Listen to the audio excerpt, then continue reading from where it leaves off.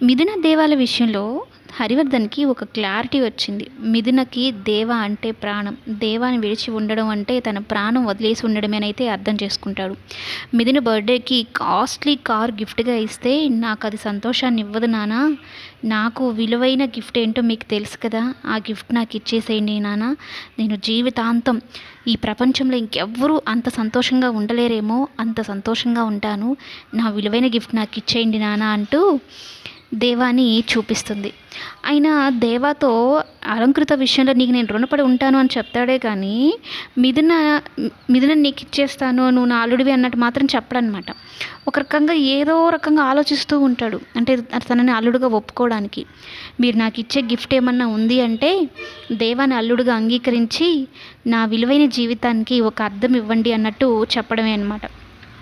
అయితే హరివర్ధన్ ఆ మాటలతో ఆలోచిస్తాడు. లలితమ్మేమో చాలా హ్యాపీగా ఫీల్ అవుతాడు. ఎవరైనా బర్త్డే అంటే కాస్ట్లీ గిఫ్ట్లు కోరుకుంటారు. కానీ తన భర్తనే ఎంతో విలువగా చూపించి విలువైన వాడిగా చూపించి నా భర్తను నాకు ఇచ్చేయండి, నా భర్తతో నేను సంతోషంగా ఉంటాను, మీరు అల్లుడుగా ఒప్పుకోండి అని చెప్పడమే మిథున గొప్పతనాన్ని తెలియచేస్తుందనమాట. అయితే అందరూ విషెస్ చెప్తారు. దేవా కూడా వెళ్ళి పర్సనల్గా చెప్పాలని చూస్తూ ఉంటే దేవా ఇంకేమైనా చెప్పాలా అంటూ ఉంటే చెప్తాను, నీ బర్త్డే సెలబ్రేషన్స్లో చెప్తాను అనగానే మిథునకు అర్థమైపోతుంది.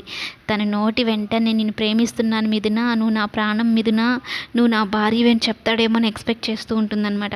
నిజంగా అదే చెప్పాలనుకుంటున్నాడు. ఇన్ని రోజులు ఒక గిల్ట్తో తను చెప్పాలి అంటే మిథున పడిన కష్టాలని గుర్తు చేసుకొని తన ఇష్టాన్ని ప్రేమని చెప్పట్లేదు. ఇప్పుడు చెప్పేయాలి తన బర్త్డేకి ఇదే నేను ఇచ్చే గిఫ్ట్ అన్నట్టని అనుకొని చెప్పాలనుకుంటాడు.